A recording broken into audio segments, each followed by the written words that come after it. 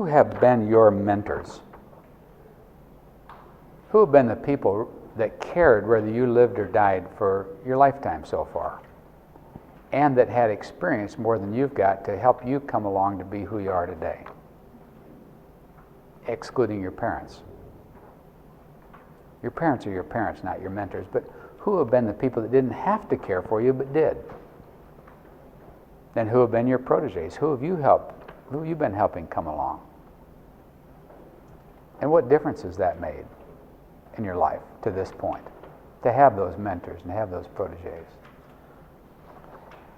Let me share with you some thoughts on mentoring in terms of how to find a mentor. You may be looking for a mentor today. It doesn't matter what age. You can be 90 and still looking for a mentor. Or you can be 20 and looking for a mentor.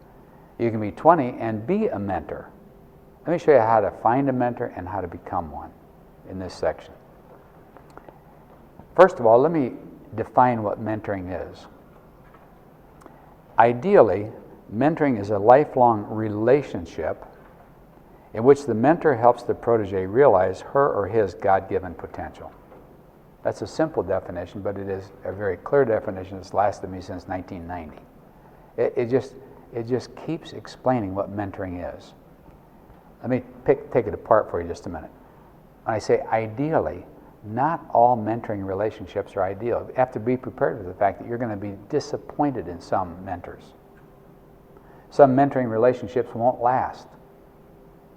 Some will turn out to be embezzlers and end up in jail or something. I mean, there are a variety of reasons the mentoring relationship doesn't last. But ideally, mentoring is a lifelong relationship. The whole talk right now could be circled around the word relationship, because it's a lifelong relationship in which the mentor helps the protege realize her or his God-given potential. That's what mentoring is. Now, another important thing to see is that mentoring is on the protege's agenda. It's a relationship with two specific, profoundly simple questions. The mentor gets together with the protege, and let's say you're the mentor now. You get together with your protege, and you don't tell them, now here's what you need to do. Now you need to read these 4 books. You don't tell them that. That's not mentoring. When you get together with a protege, you ask, what are your plans and how can I help? I'm trying to get into school. Well, how can I help? Other than money, of course. In other words, you may have to define that up front, that I'm not just a sugar daddy here to help you along, or sugar mama to help you along. But basically, what are your plans and how can I help? I'd like to distinguish also what mentoring is not. Mentoring is not evangelism. Evangelism is my agenda. If I'm the evangelist, I'm here to tell you about salvation and help you accept Christ. It's my agenda that I'm trying to share with you. It's not, what do you want to talk about and where do you want to go and let me help you get there. I want to change your mind. I don't want to help you get where you're going. I want to change your mind as to where you're going for eternity. I want to sell you on the fact that this plan of salvation is truth, etc. Now, discipleship is my agenda as well. I want to teach you the 10 steps to spiritual maturity. But it's my agenda. I as the discipler, want to teach you these things. It's my agenda. I want to teach you these. Now, are these bad? No. Evangelism is good, discipleship is good, but they're not mentoring. Or model. A model is basically my agenda. I teach you my thoughts, but the problem is there's no personal relationship. The person could have lived 300 years ago. I've had people say, well, my mentor was Martin Luther. I say, no. He was a model for you, but not a mentor to you, because there's no personal relationship, and Martin Luther didn't get on your agenda. Therefore, Martin Luther was not your mentor. He was a model. John Calvin may have been a model. The Apostle Paul may have been a model, but was not your mentor. The last one is a friend. You may say, well, my friend is my mentor. I say, well, your friend is a friend. That's a mutual thing. There's a give and take, but it isn't a mentoring relationship. Now, I would point out that as you become a mentor, a lot of your proteges 10 years later will become friends. It's sort of a mutual mentoring. You'll help them and they'll help you, actually. So that it sort of matures into a mature friendship of what you could call mutual mentoring. There are a few misconceptions about mentoring I'd like to just cover briefly. Number one is that mentors are at least 83 years old. A lot of people assume a mentor is 83 years old teaching a 16-year-old how to play the piano. Your mentor can actually be younger than you are. If you don't know how to skateboard, and a person 16 does, and you're good friends of theirs, they can say, hey, let me teach you how to be an expert in skateboarding. And for the next 20 years, they can show you new tricks and new ways to skateboard. Well, they're your mentor in the area of skateboarding. Age is not the issue, experience is. Relationship and experience. The mentoring relationship requires a relationship, but the mentor has more experience in some areas than the protege. Mentors must be perfect. No, mentors are just people. They think, well, I can't be a mentor. I'm not perfect, was sort of the assumption. You don't have to be. Mentors have all the answers. No. The mentoring process is a curriculum. The mentor teaches the protege. No. A mentor's focus is holding the protege accountable. Nope. It isn't my job to hold the protege accountable. It's my job to say, what are your plans and how can I help? And then when they get a little bit off base, I'd start asking questions like, is this going to get you where you want to go? But it's not my job to be their parent, their guardian, their principal. It's not my job to hold them accountable. That's their job to hold them accountable. Not all are ideal. Here's an interesting thing. You can have this is important for you to see as mentors. You can have a mentor's attitude toward almost a moment. I've been on airplanes where I'd spend an hour with a person, and it's like, what are your plans and how can I help you get there? And I'd have a mentor's attitude toward that person. I'd never see them again. I knew I was never going to see them again. We didn't ever plan to see each other again. But I helped them in that moment clarify where they were or what their next steps were, etc. It was sort of a mentor's attitude toward a moment, if you will.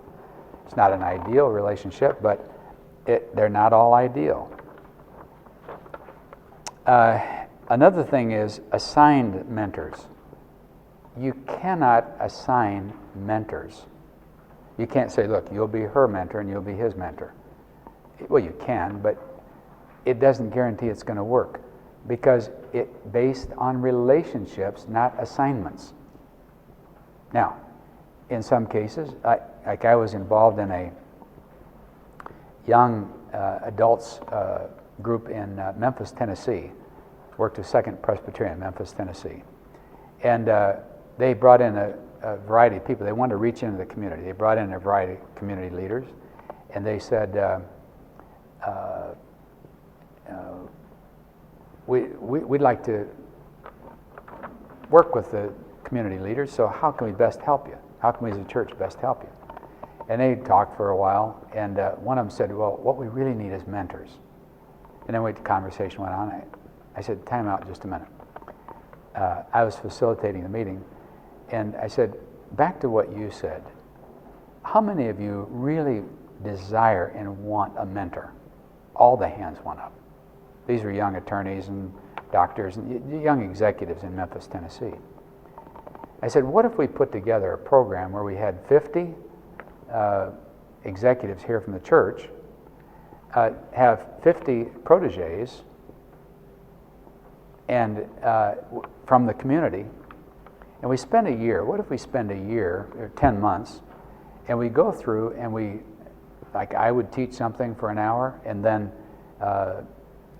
you'd meet for breakfast and discuss that. And what if you had that kind of, we'd love that. So shorten the story, we ended up doing it. We did it for, I think it's in its 10th year now. And so what we did, we got people from that church and others, executives together. We said, find a young person you really believe in, approach them, that you have a good relationship with, approach them about coming to the church, so the church becoming the center of it. For the first year, I went there every month for 10 months. I would speak for an hour. They'd have dinner, I'd speak for an hour, and then they would have Q&A, we'd have Q&A, and then we would, they'd meet, the mentor and the protege would meet for breakfast or something like that, and then once in that month, and then they'd come back at the end of the month. Well, a lot of those relationships are still going on because it was based on relationships. But one of the kids that were there, one of the young proteges that was there, was also a student at Memphis State. And so they did at Memphis State the same thing. They called it something different, but they did the same model. The difference was they assigned students. Now, some of those, let's say 10% worked out. I don't know what the percent, we didn't do an academic study of it, but some percentage of them, it turned out that the natural chemistry was there. But I think in the church one, where they were, each mentor got their own protege, it's my guess 90% of them are still in touch 10 years later. So I say you can assign people, but the chances of it working are very, very limited because the natural chemistry may not be there. But to the extent that you can let the mentor find where is the natural relationships I have, or the protege define natural relationships, it's far greater probability of working. A mentor's perspective when speaking, like I'm trying to describe it, sometimes it's a mentoring moment like on an airplane. Sometimes it's a mentoring speaking attitude. Like right now, I have a mentor's attitude toward you. I'm saying basically, I'm not asking you what are your plans, but I'm basically saying, if these are your plans to try to figure out how to be mentoring, let me help you understand that, and let me help you know how to get where you want to go. I try to have a, what are your plans and how can I help attitude when I speak. And then the parenting versus mentoring. Parents aren't supposed to be the mentor of a 16-year-old kid. Now, if a 25-year-old adult that's married with a child or something like that, or 35-year-old, it's more of a mentor's attitude that the parent of a mature adult child is more of a, what are your plans, Tommy or Susie, and how can I help? It actually becomes more of that. But as a kid, as a 9-year-old, or as a 15-year-old, you still have to be the parent, not the mentor. Any adult can be a mentor, but not everyone should be at this time. Meaning there's a time in your life when you've got the energy to do it. You've still got time, you've got the energy to give it. There are other times when, as an adult, you are so busy, so overwhelmed, so overloaded with responsibility to take on one more assignment, one more responsibility is not the good time. So I'm saying look in your life for those times when you have the energy to do it, frankly. The benefits, first of all, it gives you a head start professionally. If you've got someone with a lot of experience that likes you, willing to help you along, that helps. That really accelerates things. What I call security on the mountain of life. I want you to imagine that you're a mountain climber. And it's a beautiful day, so you decide to go for a climb up the mountain. Unwisely, by yourself, with no security gear. You get up there about 2,000, 3,000 feet up the hill, and you're sort of free climbing, or whatever they call it, where you're just climbing up straight up the rocks with along the crevices kind of thing. And all of a sudden a fall squall comes in and hits you with ice and rain. And you're up there with no one but you. Puts me in the mind of Hank Williams' song that said, I'm so lonesome I could cry. It's like you're up on the hill and you're so lonesome, it's like there's no one to help me. I'm so lonesome I could cry. There's no one around me. That is the way a high percentage of the people you would like to see as proteges feel about life at the moment. They're so lonesome they could cry. There's no one that cares. They're up there on that mountain alone. They have no idea how to get down, how to get up. They're just stranded on that mountain of life alone. So lonesome they could cry. Now imagine a second scenario. You decide, hey, it's a nice day. I'd like to go mountain climbing. Hey, mentor, how about going with me? Hey, protege, how about going with me? Get the safety ropes, you head up the hill, the fall squall comes in, the ice, the rain, but you've got a mentor above you that's piked into the mountain with a safety gear to you, and you've got safety gear to the young climber behind you. You just sort of batten down the hatches, get next to the rock, and let her rip. It's like you don't feel the same isolation on the mountain of life if you've got a mentor and a protege. You're no longer alone. That security on the mountain of life is one of the main benefits. When life hits you with its fall ice and snow, you're not there alone. And then the bridge to the next step developmentally. In other words, it's like, what are my plans? Okay, they help me here. What is my next step? Help here. Next step, help here. How can I help you step by step along the way? And then how do you approach a mentor or a protege? What you do is you spot someone you believe in, someone you really like, either as a mentor or a protege. Then you basically ask them to lunch, breakfast, tea, coffee, something, and just to get to know them a little better. And you basically say, you just get to talk, let them know you, you get to know them, and you ask yourself, the more I get to know them, could I see them as a mentor? Could I see them as a protege?